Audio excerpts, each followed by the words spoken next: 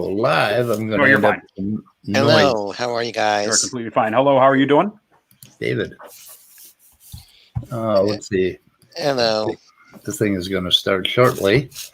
I'm trying to make sure the sound is off. Anyway, God, that was pretty amazing. This thing is going to start shortly. Oh, goddamn. Here we go. Sound. No, you're sound, fine. sound. You're fine. Got it. Okay. The goodness. stuff you did on vestigial organs was great.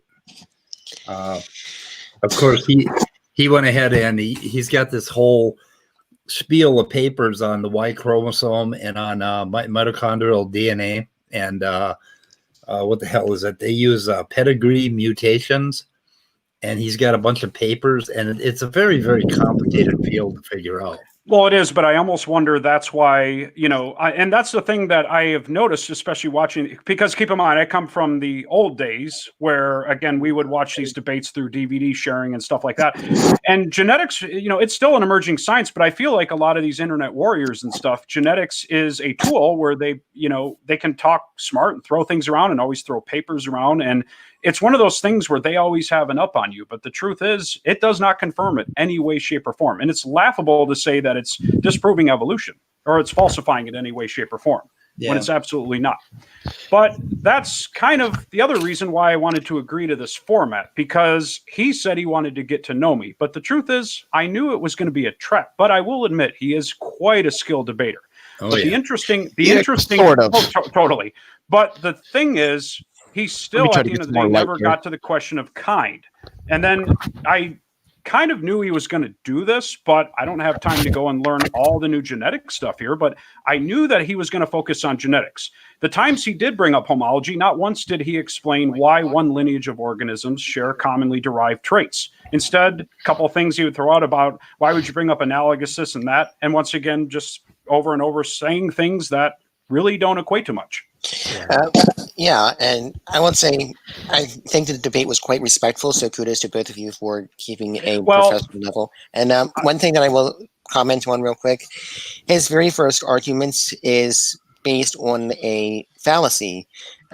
His analogy is a false equivalence. He is not comparing like with like. Which argument was that? Sorry?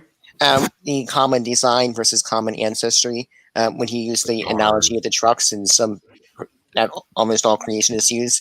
The problem is that is not a valid comparison because biological organisms they're able to self-replicate and have variation in their offspring. Yeah. Yeah, exactly. Trucks. Yeah, exactly.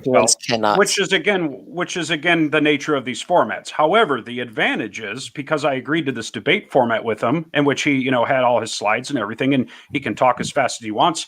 Now he will agree to another format, which is where we can actually have these discussion, and he can't get away from it. Can I ask you a quick question? Go ahead. What did he specifically state? And I got to be honest, because I can only handle so much of Standing for Truth's ass hattery. So I was kind of tuning in and out because there was he specifically requested this format, which it's like, okay, it's okay. I will take the format because, frankly, I'm trying to get in the crowd. But there's a reason Richard Dawkins, years ago, I was talking to him, and he specifically said, because I think debates have helped me, especially in my mergings and that. And I was encouraged, Dawkins, please keep debating, doing it. And he said to me he wasn't going to do them anymore because this is what they do.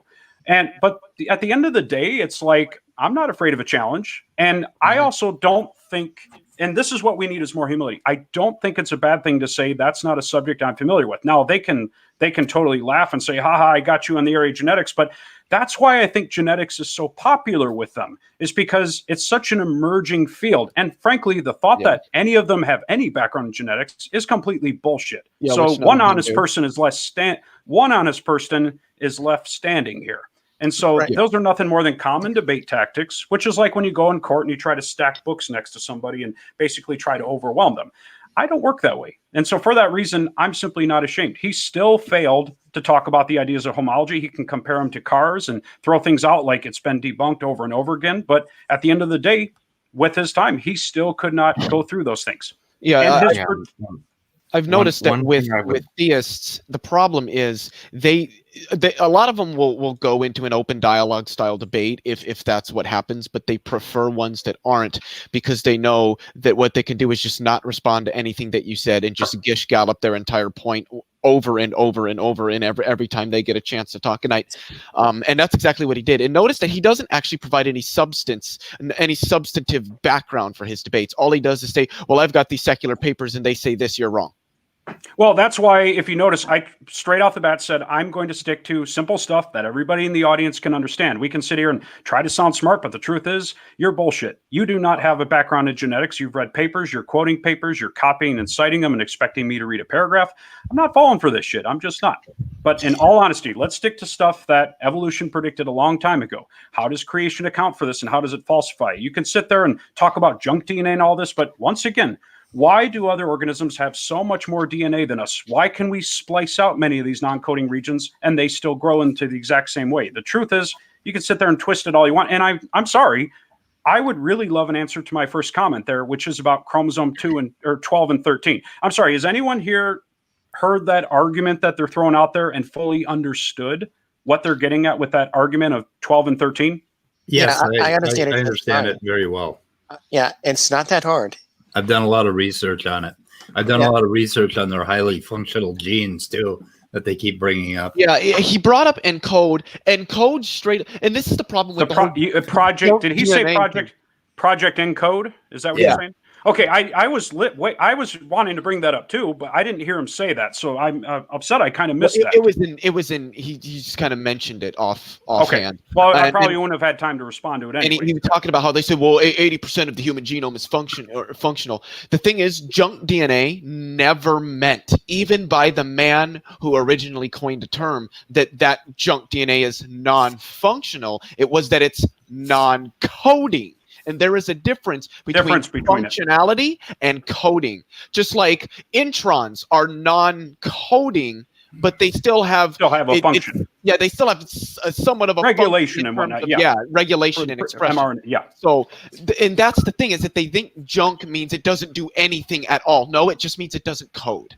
Well, that's also why I didn't want to fall into that trap when I believe it was Nephilim that offered that. I'm so honored Nephilim was on there, by the way, because I've watched this shit for years, and it's just I recently debated him. I'm honored by this. And well, anyways, but I believe his question on there about information. I'm sorry, if it means I'm not answering that question, fine, but I'm not falling down that rabbit hole of information and all this. This is what we call word salad. Yeah, they all sure they do, but I'm just not falling into that trap. I don't blame you. And the other question is, what would be a gain in information? They can't really answer that very well. Because they're still saying mutations are they still ask for a beneficial mutation and it's difficult to understand how you struggle with the idea of a beneficial mutation. All mutations are changes in our DNA, and it depends on the environment. For example, if we were meant to get shorter or stupider, that's of course these are phenotypes that are evident. Most of them are not, but it would happen. The beneficial mutation in their eyes is getting bigger, badder, stronger, and growing wings and flying around. That's a misconception. Very much so. The reason that they always try to bring up information is because they try to run the argument that information is immaterial. Well, it's not physical, so it couldn't have developed naturally. But the thing is, I have 3 sources from Science Direct, Nature Journal, and Royal Society Publishing, all of them based on research that shows that information is entirely physical. Information is what you can know about a physical thing. That's it. Right, and if I may add something to what you said earlier, Syed, like you mentioned, and I think David asked this question about falsifiability, and sure, he brought up junk DNA and things like that, but that's kind of a broad, almost too broad of a prediction. Am I right? Like, he didn't give too many specific things that said, okay, if this is seen, then my theory is wrong. Instead, he said, oh, this is what we would expect, and this is what we would not expect. But he didn't really give specific falsifiable predictions. That's because I don't think many of them understand the idea of a prediction. And everyone knows. Definitely not. For example, when he was typically asked that. He says creation is confirmed by predictions. So he goes and he, of course, has his slideshows and he goes to click them all. And he says, I predict that if God was there, there'd be order. And he says, oh, look, solar system, galaxies, and we have ecosystems that are well organized. And he then says, I predict God would have beautiful things. And he shows like flowers and daisies. And I mean, they don't understand what a prediction is or help predictions. Like, we can get off topic and talk about Big Bang cosmology and predicting the background radiation, which, by the way, that's more of my specialty any day than genetics. Part of the reason, by the way, I am, or my background is biology, is because it is a synthesis of all of the sciences. And that's one thing that I really enjoy about it, is I have these backgrounds in all these subjects. That's why I'd really like to get them on these other subjects here. But, genetics being an emergent science, you've tried. A lot of the guys in what we called either the Brotherhood or the Standing for Truth Brain Trust, because we like to poke fun at them. Because I don't have any degrees in anything, but anybody in this room here will tell you my areas of not expertise, but the areas I specialize in are astrophysics, cosmology, and quantum mechanics. There's a reason why a lot of these guys won't discuss with me on quantum mechanics anymore. Logical, plausible, probable, also known as John Maddox. I don't know if you know who I'm talking about. Oh, I was in one of his. I was in one of his after shows about maybe like a month and a half, 2 months back. He was doing an after show for a debate that was had on Modern Day Debate. I can't even remember what the debate was, but they started talking about quantum mechanics. I came in and pretty much educated the entire stream on what it is and what it actually means. That don't tell me that you understand it if you don't even understand the basics of fucking algebra, let alone the other advanced math that's needed to understand it. They will not talk cosmology, astrophysics, or quantum mechanics with me. None of them. They won't do it. Well, we can't even talk about biology at this point. We could talk about, again, the age of the universe. And one common thing they bring up, I'm glad that's your background, because we could talk about starlight. And the thing they always like to say is, and this is young earth creationists, but the heavens are stretched out. How do you reconcile E equals MC square? Or we literally can use that to calculate. That's how we made the fucking atomic bomb, by the way. Yeah, exactly. And these things. You can't change one variable. So what do people say? They say, well, maybe the speed of light is variable and time is the constant. And which is, of course, bullshit. If you change the it's not conducive to a debate format like this. Yeah. It's conducive for a discussion. And that's actually why I enjoy these online communities here, because most of them don't follow these formal formats. And that's where creationists really get trashed, because they can't handle it when they don't have that opportunity to gish gallop. And by the way, if you guys didn't have a chance to see, well, of course, but if you didn't have a chance to see, I did debate Antangelo Grasso last weekend, and he fucking failed. Like, I don't even know where I've debated him 2 times. And he spent the first hour and 12 minutes reading paper after paper, and I literally, Antangelo, is this your argument? It's irreducible complexity. So I went over. He sat back in his chair constantly and say, you don't understand. And then he'd pull up the next slide and say, look how complex this is. And on tangential, irreducible complexity. And I went over and over the whole argument. Finally, at an hour and 12 minutes, I pull up a slide and I say, on tangential, let me throw an argument, because I've been responding to you this whole time. And we're having a discussion. Now, I tried not to interrupt him, but honestly, I did at some points have to stop him, because he would try to jump top. So I finally put up the slides, and that's where whoever it was in the chat said, I hope he doesn't bring up the marsupial testicles, because I was talking about how, for example, I was in the zoo with my kids a few years ago, and I saw a kangaroo hopping around, and it had what looked like a tumor hanging from its belly. And I remember just being like, oh my God, this zoo already was questionable. So I was thinking, are they taking, I've seen dogs with these things hanging from their bellies, and they're tumors. And when I then looked around, I noticed the other male kangaroos had this too, and it's in front of the penis hanging on down. And I remember just, what the hell? Well, then, of course, I go, I have to look this up. And sure enough, it is the testicles. It descends out of the abdominal wall, but in other mammals, it comes out between the legs, because obviously that is embryological development. And by the way, why are our arteries for our testicles way up by our chest? Because that is where they embryologically develop. Well, anyways, I made a comment and I said to Antangelo, you can now make a prediction. I didn't know this ahead of time, but if marsupials like a kangaroo had these traits there, then we can predict that it would be in other marsupials. And I didn't know this. I said, I'm going to make this prediction. I said this to my wife, and probably the weirdest thing I've ever searched on the internet, at least I hope so, but I looked up the male anatomy of a koala. Oh my God, hangs right off the abdomen. That is the power of a prediction. Mm-hmm. He doesn't understand that. Yeah, I don't think creationists understand that either. I think my absolute favorite prediction in science is the Higgs boson particle predicted in the 1960s and the Higgs confirmed in boson. 2012. Yeah, I have that one. Or actually, my favorite one is gravitational waves predicted in 1915 and weren't confirmed until 100 years later.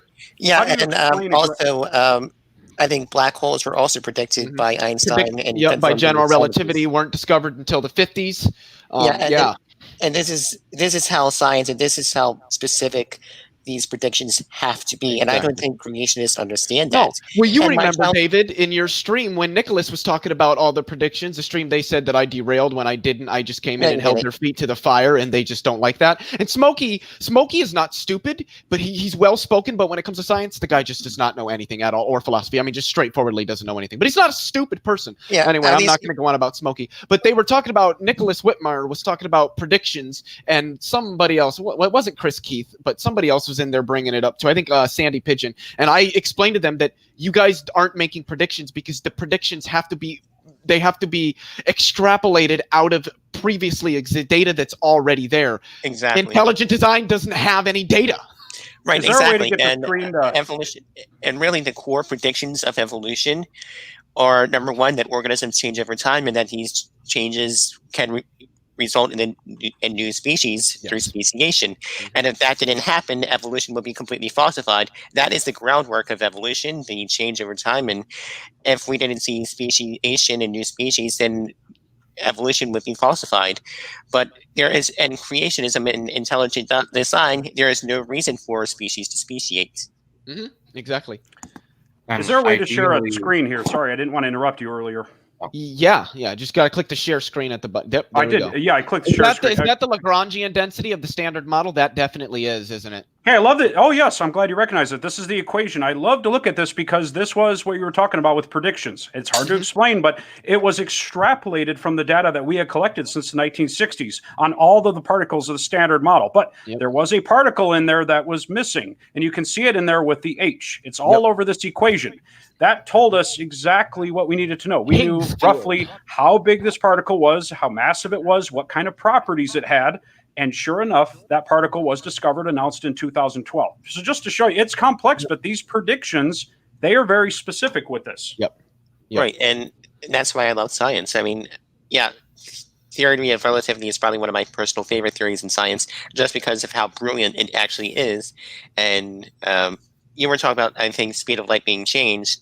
Well, if you change the speed of light, you're changing one of the constants, and the consequences of that would be completely catastrophic. If you change the speed of light, you would have to change space-time itself. Exactly. And I don't think, and creationists simply do not understand it. They think that the speed of light is just like a vehicle that can speed up, slow down willy-nilly, and they don't understand that it is dependent on other factors as well. Yeah. The only thing that could change space-time enough to potentially vary the speed of light would have been the very, very, very, very earliest moments of the universe's existence. And we still don't know if that's even actually true. It's possible that the speed of light might have been different. We don't even know if it would have varied. It just might have been slightly different back then because of how different the structure of space-time would have been. But we still don't even know that. And that's another thing, and I don't want to go off on a tangent about something unrelated to your debate tonight, but that's another thing that I love about cosmology and that I hate about theists when they try to argue from it, is that we literally don't know shit prior to 10 to the negative 13 seconds. Exactly. The only thing that we know that took place prior to that was inflation. That's it. We don't know when it started. We don't know when it ended. We've got good ideas. This stuff is reasonable, albeit speculative. It's reasonable, but we do not actually have any concrete data or empirical data for anything prior to 10 to the negative 13 seconds. We can't say that the universe has a beginning because it might not. No, and in all reality, I don't think the universe had a beginning at all. I don't either. I think due to the tenselessness of time, saying you can say beginning, but it would be the same way that your house begins at the front door. Your whole house doesn't come into existence at the front door. The front door is just that front boundary of the house. The whole thing already exists. Right. From what I understand, the Big Bang Theory is not a theory on the origins of the universe, just like evolution is not a theory on the origins of life, but rather it is a theory on the development of the universe and how it developed over time. It does not address the actual origins of the universe universe. That is how I understand it. That is exactly correct. And That's how it's always been described to me. But you know, there's no, as far as your passion with that, you know, that's what Carl Sagan was saying. When you're in love, you want to tell the world. That's I feel you with that. I really do. I got to say. But think about that too. I'm also hearing kind of trigger words in what you're saying too, and that is you're admitting we don't know stuff, and you seem okay with that, but you're excited about finding it out. That is one of the joys of science that honestly I absolutely do not miss about being a creationist, because I always felt like I had to go look up the answer and I had to memorize the answer. That is how they still live to this day. I mean, after all, why do you think he's stacking paper upon paper rather than actually asking himself, is this stuff I'm looking at actually true? Am I consulting the experts? And I'm sorry, but the one source that was big at the bottom, creation.com, that was on the one thing that I could refute at the minute. That was his source he was using. So he can go back and say, well, I pulled this paper out and I pulled this paper out. But of course, I mean, that's just a debate strategy. It is what it is. And I love I admire passion. I love how at the end he tried to slip in that little like jab about, well, it's something you haven't addressed any of the arguments I've made. It's like, dude, you didn't make any arguments. You just gish gallop said I've got papers, therefore I'm right. That's all he ever does. Like, I just looked up a debate to see if these two had ever been in a debate, and it turns out they have. RJ Downard, I'm assuming you may have heard of him. I don't know. Yes, I have. His biggest thing is source material, and that's all SFT does is he tries to throw all the source material he thinks supports his position at you. It's kind of like, well, look at all these papers I've got all this technical literature. Look at all this. I'm right. And then you're kind of left like, well, I don't know what this literature states. I can't. I'd have to read it. He's also very, very reluctant, SFT is, to provide this technical literature prior to a debate with one of his interlocutors. I would wonder why. But RJ Downard, being the source material man that he is, I need to watch this debate, because it said the topic is, did dinosaurs and man coexist, which is the dumbest fucking. It's not. It's like debating flat earthers at this point. By the way, Aaron Ra will be debating. Nathan Thomas. Nathan Thomas. Oh my God! By the way, if this is the live after show, I would not start playing it, because you could be flagged, because that's not covered under the fair use doctrine. You cannot live stream somebody else's live stream while they're still live streaming. That being said, I will be actually hosting an after show open mic on the Flat Earth debate that Aaron Ra is going to have on my YouTube channel. I cannot wait for the epic destruction of Nathan.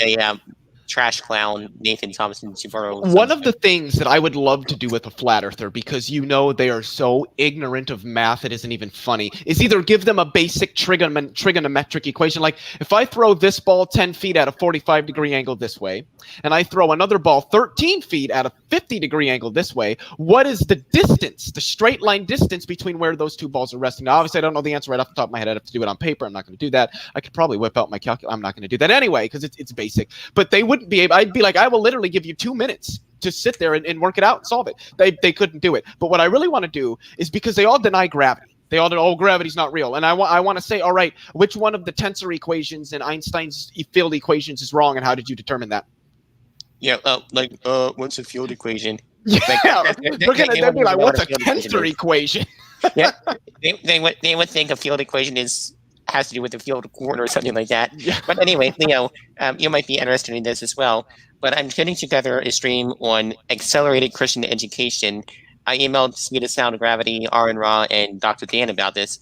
But it is a fundamentalist Christian education curriculum that I went to for a couple years. It is absolutely horrendous. They work through paces like this. This is the actual, like, the textbook that he would use, and it's kind of equivalent to like the chapter instead. But it is a radical fundamentalist thing. They actually have an entire unit, entire pace on refuting evolution, and they have a section here on astronomy. I think you would find this amusing. Oh, I definitely. Evidence for a young Earth. Evidence from astronomy. I got one here. You're gonna get ready for a laugh. If I had a minute, I could get my high school textbook from this too. You all got this shit. I this is turning into. I have to go upstairs and grab this. They use 3 lines of evidence: the faint young sun paradox, and it looks like the magnetic field of Mercury, and a couple others to prove a young Earth. This is probably the The gravity of a star like the sun is so strong, hydrogen atoms are pressed together with enough force to combine and form helium atoms. When this fusion reaction occurs, tremendous energy is released.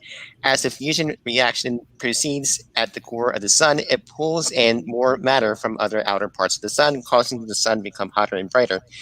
It is estimated that the energy output of the sun's 4 billion years ago would have been 20 to 40% less than it is now. Based on these calculations, much of the Earth would have been far too cold to support life. This is the type of stuff that they have in these cases. And some of these other ones are just even more horrible. The thing I love is they're I'm waiting for this one. They're confusing the core of a star where the fusion happens with the convective layer of a star, which is where the convection currents, where that matter is. But that doesn't pierce the core because there's too much energy being released for that to happen. But yeah, so anyway, they have like different cartoons in here, and you kids are forced to memorize a Bible verse, and they have various cartoons in it. Oh God, it's awful. Let's see here. Is there any math in these at all, or is it just snippets of dumb just snippets of stuff and fill in the blanks? Well, it's not about the scientific method. It is about memorizing facts so they can pass a test if they do take a test that is in a Christian school. But it's about memory because, again, science is not a process to them. And I like that you were saying earlier, somebody being all about sources, because science really is it is a self-correcting process. That's why it works. This is the stuff that that's why it works. This is the stuff that you will find in this science education textbook. Confess means to say, I did it, forgive me. I will confess my sins to God. A fact means the thing that we know is true. It is a fact that Jesus loves us. This is in a fucking science curriculum. This is from the 4th edition. Oh God, I can go on a field day on this. Here's what it says. Oh God, you're gonna get a laugh out of this. This is a science textbook, remind you. On the 6th day of creation week, the Lord God made all the land animals. He made all the sorts of wonderful kinds of land animals to live in the many parts of the world. Only God could do all of this. God blessed the animals and commanded them to grow in number. The animals had young, and they filled the earth just as God commanded to do. The Lord God made the animals live together in a happy way. All the animals were tame at first. All the animals were harmless at first. The animals did not bite one another. The animals were not enemies to one another when the Lord God made them. This is the stuff you learn at a fundamentalist Christian college, which, by the way, some of these are funded by taxpayer dollars. Yeah, which is just ridiculous. The thing that I love is and this is the question I'll ask creationists. If you believe that God literally created life as it is laid out in Genesis, if we were to somehow go back however many years ago you think it happened, whatever fucking asinine number you want to pull out of your ass, what would it have looked like? Would it have just been like a barren wasteland and all poof, there's life everywhere, just as we see today, just roaming around? Because if so, then what you're doing is you're literally positing that magic is how life was created. And simultaneously, you're making the statement that somehow life being created by some magical anthropomorphic immortal through magic 6,000 years ago is more believable and more accurate than verified, corroborated science over the last God knows how many decades. This is actually at the end of the textbook or whatever, or this unit or whatever you want to call it. I want you to think with me about the butterfly. The butterfly was not always so beautiful. Once it was a caterpillar. It was not free to fly. It was not free to fly many, many parts of the world. In fact, when the caterpillar was in the pupa stage, it was deemed as if it were dead. Before we are saved in one way, we are dead. We are dead because of our sin. We are sinners. We cannot go to live with God. We cannot be free. Would you like to be free from your sin? Would you like to have a new life? If you would, you need to confess that you are a sinner. You need to trust in Jesus to save you and free you from sin. This is in a science textbook. I mean, it's just, oh God. It's thrown in there, but these aren't typically used in arguments here. I wanted to be able to show this in a slide here because homologous features, obviously they do show these commonalities. But I could not believe this when I saw this earlier because AIG puts out these comic strips. And they deny the claim that we say God did it, or they have other ways of saying it. But then I saw this comic strip here. It's literally a cut and paste of that one that's typically used.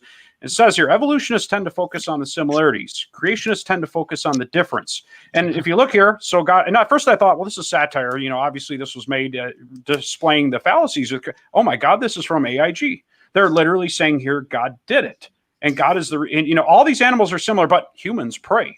That is why we are different. So it's kind of this is literally what it's admitting here.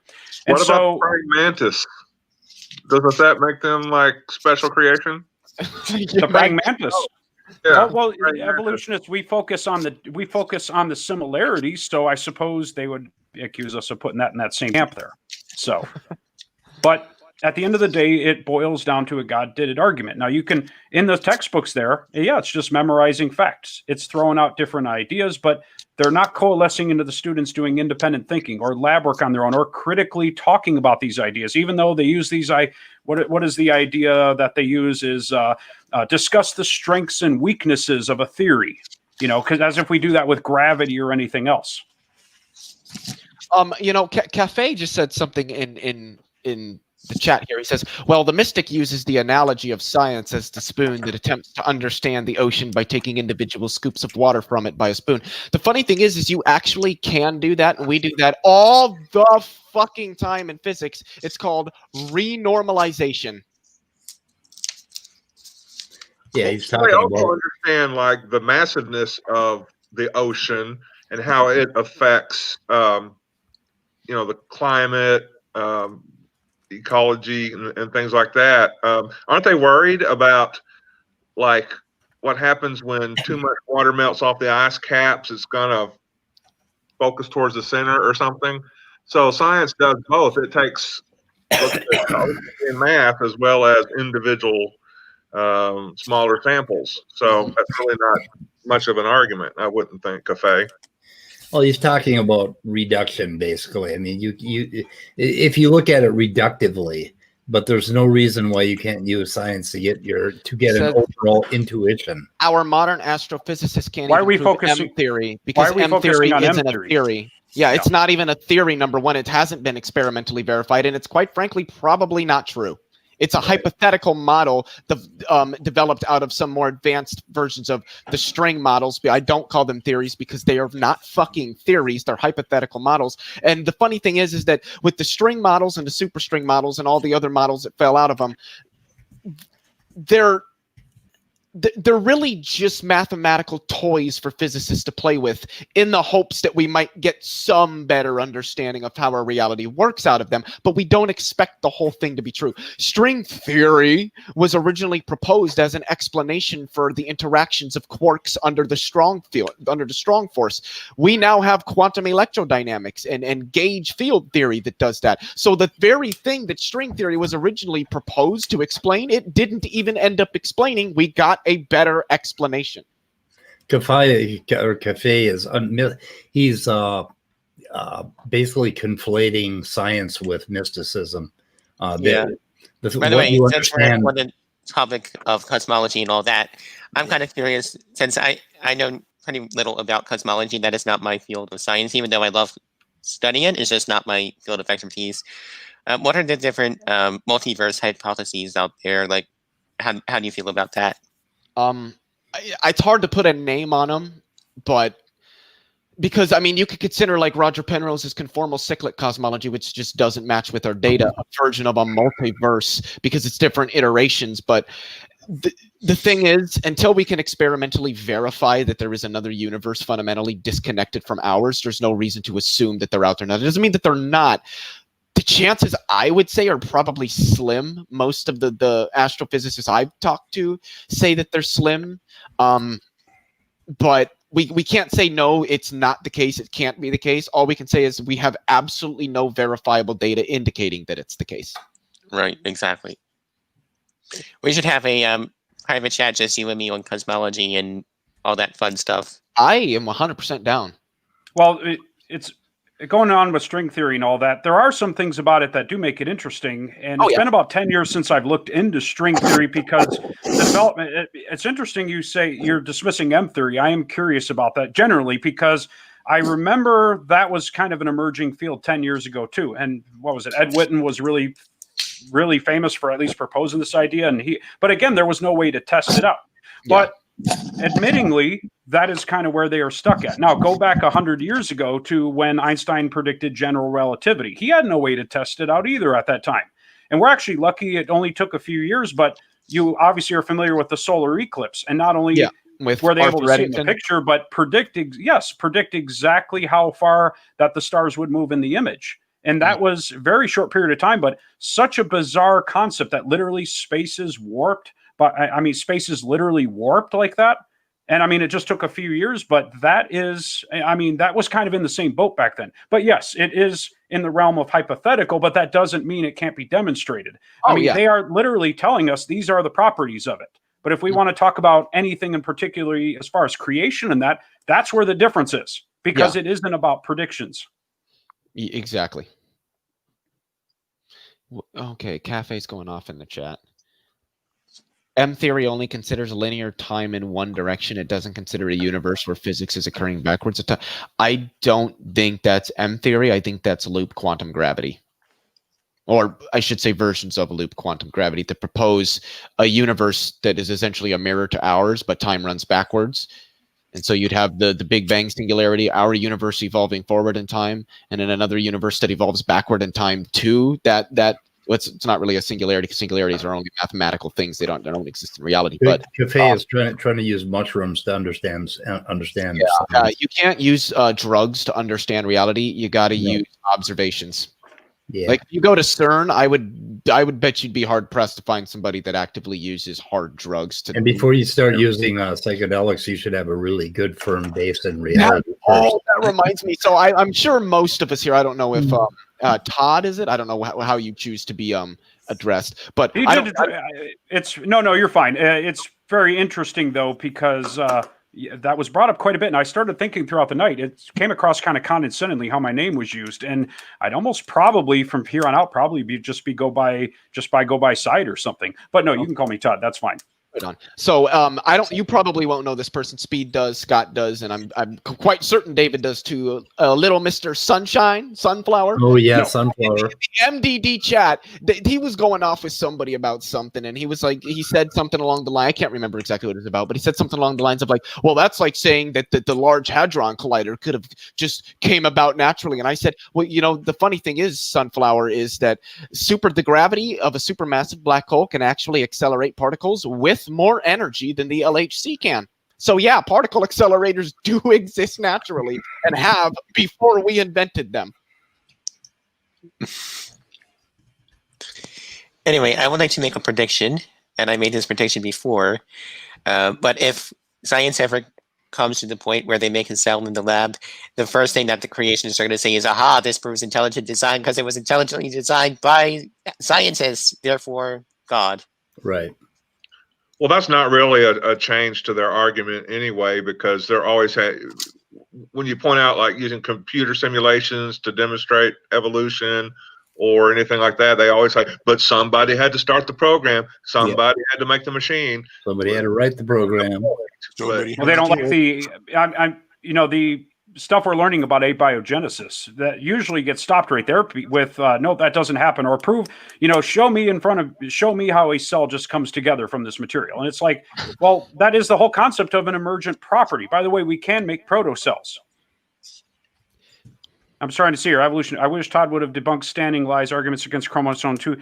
Well, ignore it. I'm sorry. I just didn't have a lot of time. And frankly, with as fast as he's talking and I'm trying to writing, I'm just surprised that's the only thing you're saying I didn't debunk. With all the comments he said there. By the way, evolution is in fact, I do believe Dr. Dan actually did address that briefly in one of his videos when Dr. Daniel Thiessen. So I'm pretty sure I heard him address that issue. I can't remember exactly what his explanation is, but honestly, who cares if it's functional? The important part is it was predicted ahead of time. Right. It's clearly. And the genome, the loci are in the same place. I mean, the genes just match up in that every aspect to it. So, like, I mean, I don't understand. I mean, they can dance around it, but that's like everything else. They're just going to dance around it. This was a prediction made ahead of time. Can I poll everybody here? So there's some people talking about me in LPP side chat, and there's some stuff about quantum mechanics being brought up in the side chat. Should I go in and troll them a little bit? That is well, John Maddox even let you in. No, he doesn't let me. Ever since that stream where I educated the whole stream on quantum mechanics, he doesn't talk to me. He won't let me in any of his streams. Yeah. I wonder why. Yeah. By the way, Maddox, I asked him a simple question. Like, I wanted to actually demonstrate his understanding of evolution. I just asked him, hey, what exactly is evolution? Just so we are on the same page. He went ape shit on me and threatened to ban me and kick me out and all of that shit because he was insulted. I'm trolling. I got to do this. Oh, yeah. Oh, yeah. Oh, God. Oh, let's see here. Where are we? I'm just trying to share something. Here's all you really need to know about chromosome 2. That's this was gonna be fun. That's the fusion site right there.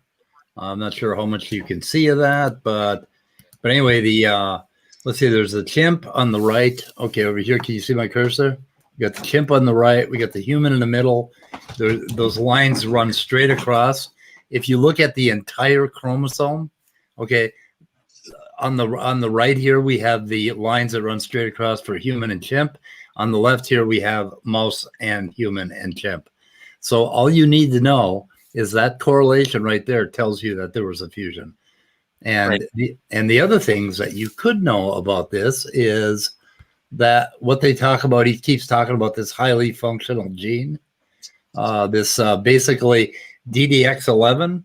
You see that little tiny short line, the second line or third line down, that little short thing.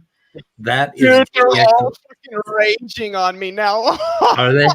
Oh yeah, so Shadow Dancer 3531 up in the chat. He said something about he said I haven't a clue on quantum stuff, LOL. And I came in and commented, "Where's my comment?" And I said Shadow Dancer. I tagged him. I said nobody in this comment section understands anything about quantum mechanics, and they're all fucking raging right now. You're trolling them in chat. Oh yes. So oh God, okay, that is Cafe thing. Sure, we do, and I'm just gonna ask Cafe a basic question.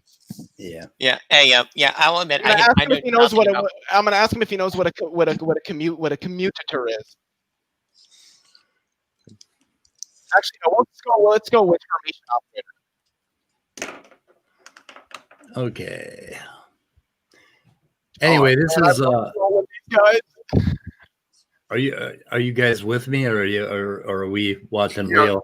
Leo, while you're trolling, why don't you mute so that Speed can share the information with us? Right on. Okay, here's this right here where my I'm not sure if you can see my cursor. Yeah, you can see my cursor. That is their highly functional pseudogene DDX11L2. That's it right there. It's about 130 amino acids long. Okay, here's a real DDX11 gene. It is, let's see, we're going down. So it is almost 1,000 amino acids long. This pseudogene that they keep talking about is highly functional. This thing right here, it has one active motif. And this one down here has 9 active motifs. In order to attach to the DNA and perform a helicase function, it has to have all of these things. So he keeps saying it's highly functional. And he said, how does a chromosome fusion create a highly functional gene at the mutation site? Well, number one, that could happen. There's no reason why it couldn't, but it did not. The pseudogene is very tiny and it's just fragmentary. And there's absolutely no evidence that this pseudogene does anything. But if you go look at the centromere, they have exactly the same thing that they talk about. It's called anchor BL30. I think it's anchor BL30. And they have anchor BL30L1, I think it is. And it's the same exact thing. That gene at the centromere site is just a fragment of the actual gene.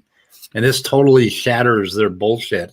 And then if you look at I have the actual fusion site up here somewhere, where you can see the degraded telomere. Basically, I'm trying to think. Yeah, it's right here.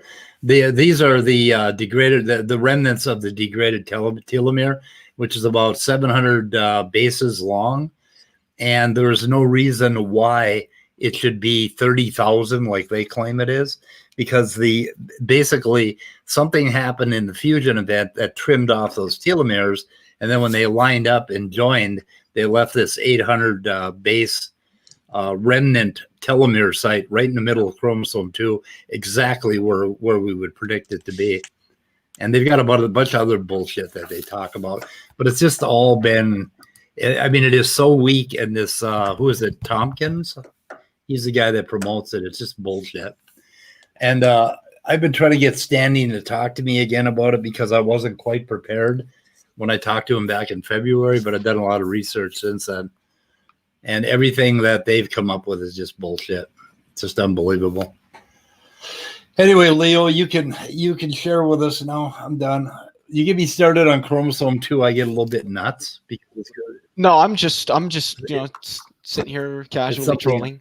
Cafe said something about that. He brought up M theory to show that it doesn't have any experimental verification, which is what I said. And he said, so you seem to agree with me. And I'm like, well, why the fuck did you bring it up to point out how your point was irrelevant? And I'm just like, what point? And then he said, and I was like, my point about what? And he's like, I'm trying to bring up particulars as though it mattered. And I'm like, particulars of what? And he's like, of whatever you trying to troll and school on. And I'm like, I don't know what you're referring to. Yeah. Oh, Halfel, come on, man. You're not saying you're also an SOS stream right now, claiming you're going to drum and troll LPP stream. you're not saying of course I'm trolling. Well, that whole thing with I'm just gonna make him look stupid, of course, like everybody knows. That's why nobody actually in the stream has really mentioned me, because they know I'm fucking trolling and they're not gonna feed me. Cafe fell right into it. Okay. Oh man. Just like, I'm so That's sorry. great. All right, guys, I'm going on 22 hours right now, but it has been nice. I can understand. I'm a little tired myself. Well, and Yeah. I'm going to be I've picking done some like stuff 5 up. streams today, I think, or something. 5 altogether. Well, yeah, I think Yeah. we had 1 or 2 separate, regardless. Yeah. All right, but regardless, I do appreciate it. Very nice, and I appreciate it very much. You impressed me. You did much better than I thought you were going to do against You did Stanley. very well. What I saw, you did very well. Your I response appreciate it. distinct and demonstrated the point, and he just kind of pretty much said, wait. "Oh, you're wrong, and I've got papers that say it, but I'm not going to 24. tell you how." Yeah, 24 hours, Nathan. I don't think so. Why don't we coordinate? Why don't you and I coordinate via email and let's set up a time to actually do a live stream on cosmology, quantum physics, and quantum mechanics and all. I think that would be really fun to do. With you. Yeah, me or Todd. Me. Since both of you are, why don't you both come in and we can just talk about it all That'd be fun. together? Hell yeah! Speed, hook us up if you would, and send email. I'd appreciate that. Yeah, Between you and Dave? Yeah. I would like If to you do it want on my to. channel. But, If you want to, and I appreciate it. Yeah. Well, it's going to be a little bit of time, but I'll start making videos here because, like I said, I've had to recombine some channels and that. But ultimately, I want my channel to focus on some of the field expeditions I've gone on and really focus on the science. I try to stay away from the religion. After shows, it might be kind of fun, but yep. Religion is something I can't falsify. I just simply can't. But science, yes, we can falsify it. We can stay on point, and through reduction, we can eventually get to an answer on it. But all right. Yep. Thank you very much, gentlemen. I appreciate it. You have a wonderful night. Take Okay. care. Time for Jedi. Get See you later. Thank you. Bye.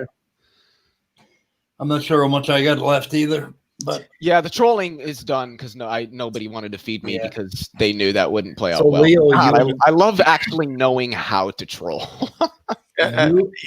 you and Immutable and Walker tonight missed Arn Ra twice. What do you mean? Man, I wish I could have spoken to Arn Ra. I love Arn Ra.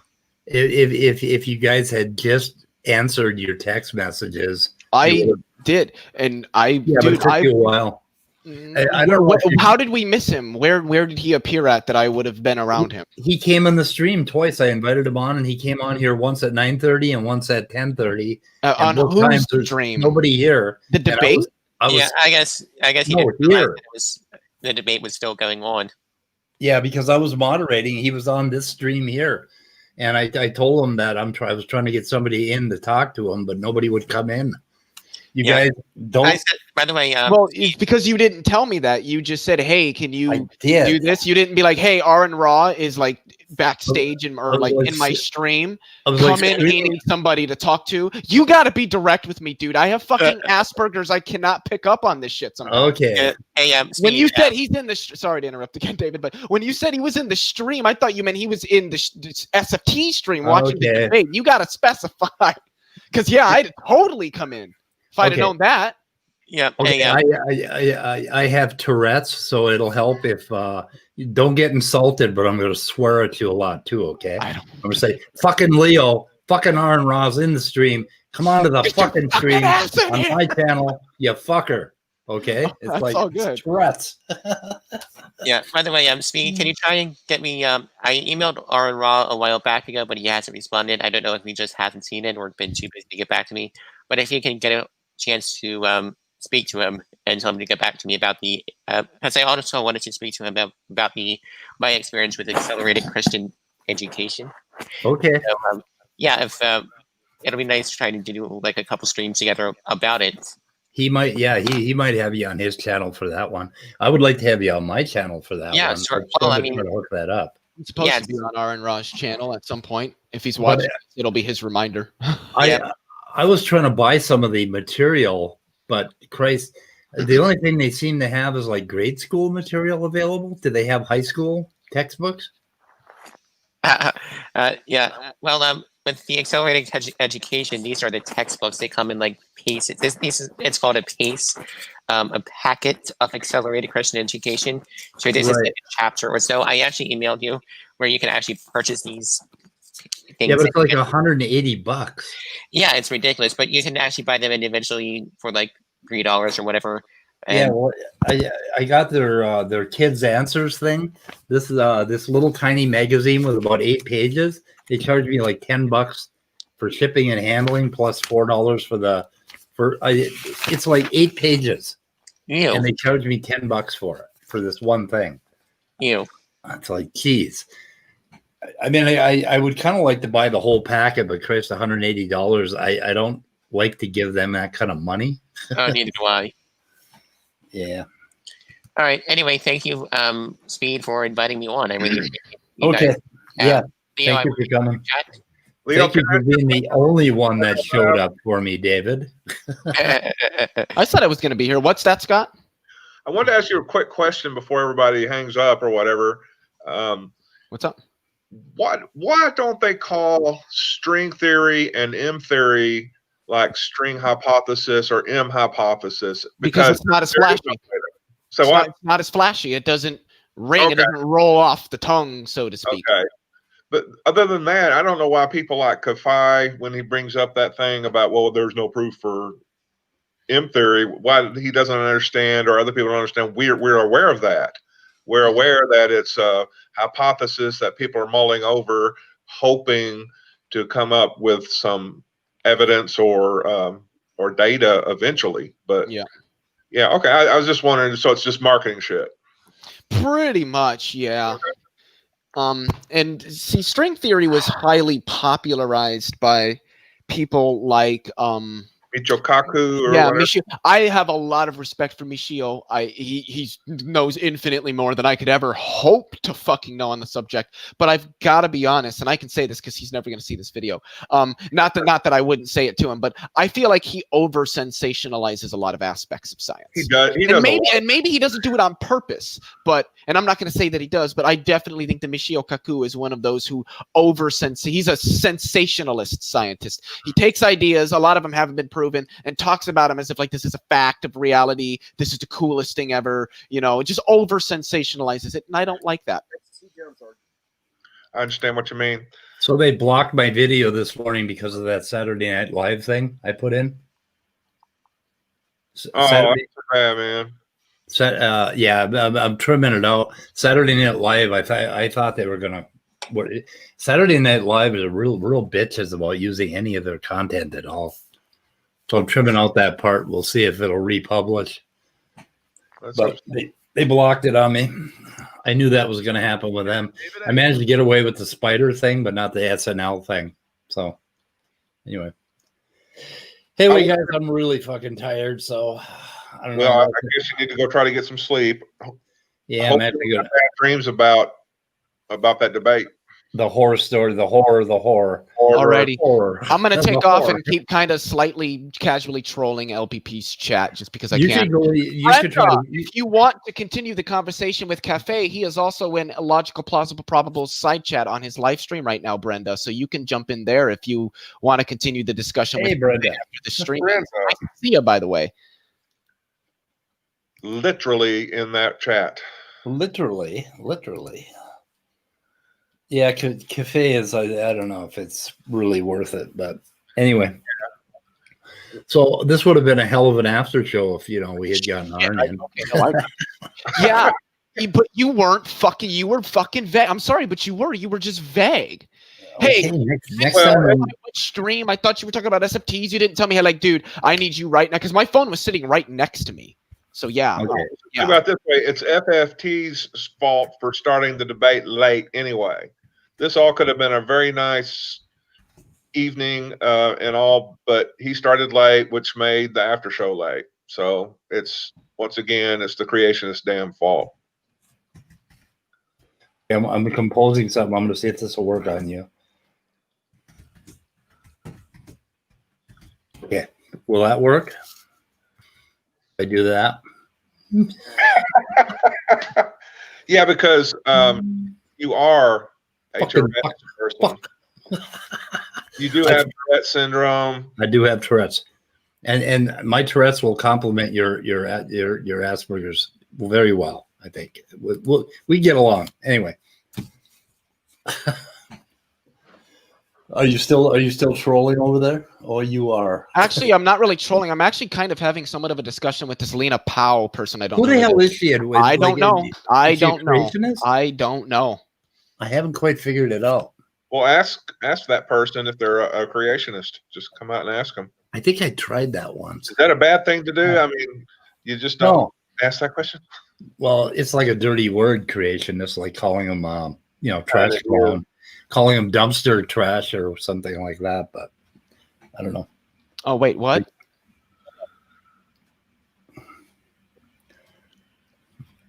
It's actually. Okay, no, that's not what I was. It actually is, but okay.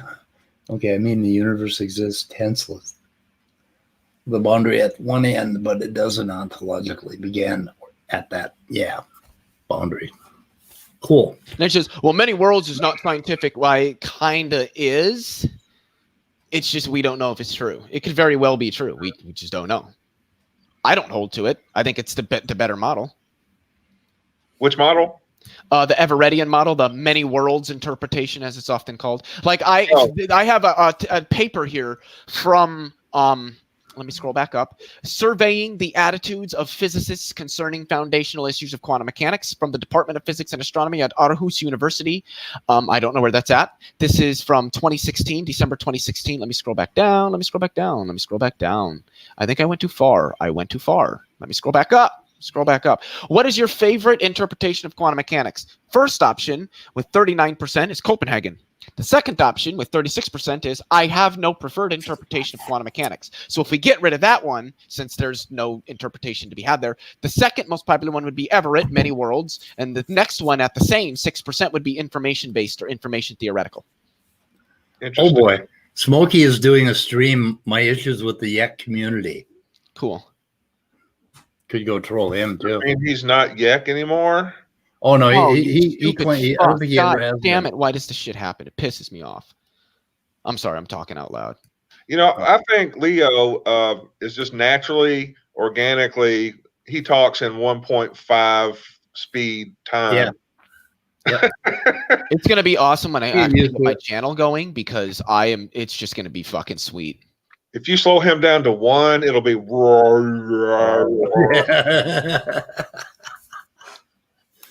Oh, we got to get him stoned.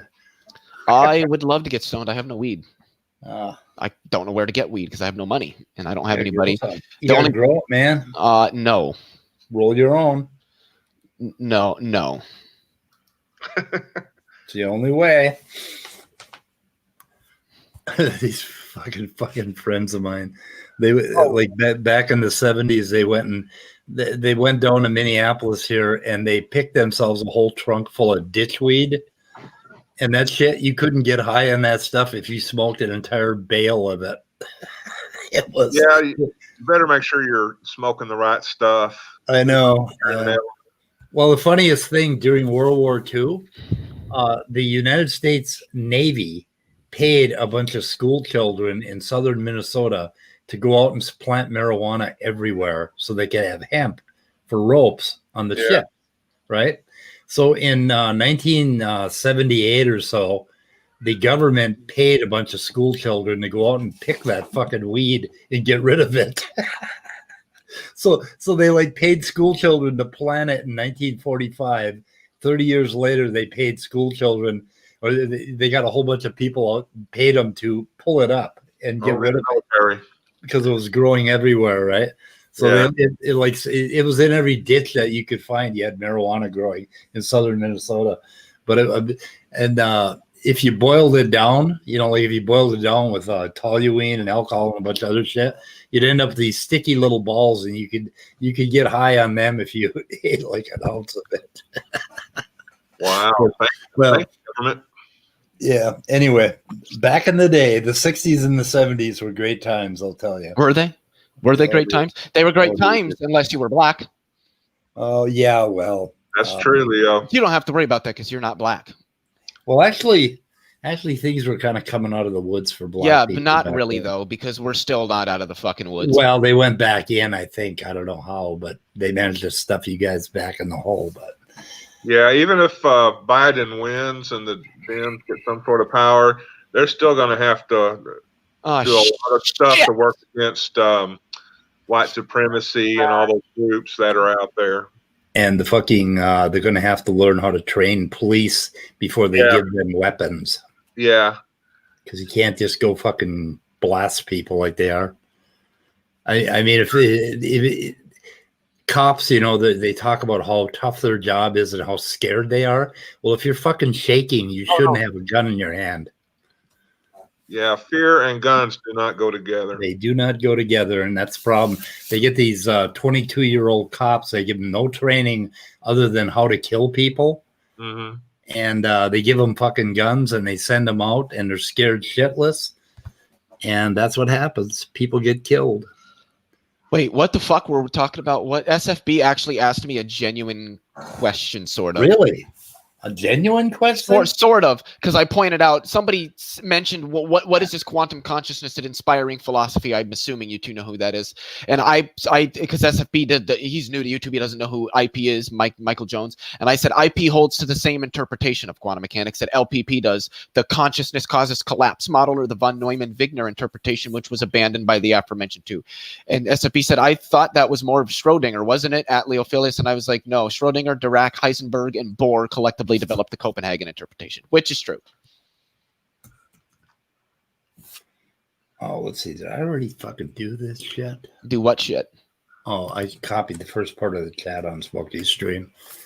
Is he really talking about the yuckers right now? Yeah. I don't even care. I just don't. Smokey's so fucking irrelevant. It's not even funny.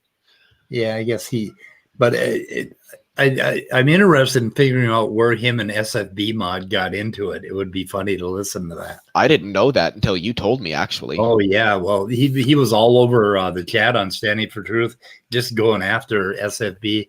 What do you call him? A bitch something? Bitch made. And he called him something else. Trash clown, dumpster trash. The usual. The Smokey repertoire of crap words. Yeah, I call him a sun-dried turd brain. I call him a dumpster toad, or just somebody who probably, like, you can see my arms, and like they're not very big, but I've got definition because I've worked in a lot of fucking foundries. So like I could probably still bench decent amount. So yeah, But this guy is just like, oh, look at me. He doesn't even have like the definition. Like it would just be like a pin coming out. We actually did. I think like old people called it Mary Jane when we were young people. Mary Jane, I love her. We called it weed because it kind of was, kind of a weed. Back in the 70s, they called it dope too. I think that came a little later. Dope. I don't know. Dope was a word for that old people used basically when we were kids. So, ooh, Praise is gonna try to take me on in the chat. All right, guys, I'm gonna take off because this is gonna get intense, and I gotta. Okay, I'm gonna take off too. So, peace out, everybody. Okay, bye guys, bye Vesta, bye Nathan, bye all. Bye. I think I got my copyright problem fixed on my video. It should be back up shortly, but SNL does not like us to play their funny clips. Damn it. Good night, guys. Yeah, we called it weed, which I think was appropriate because it looked like a weed. Bye, guys.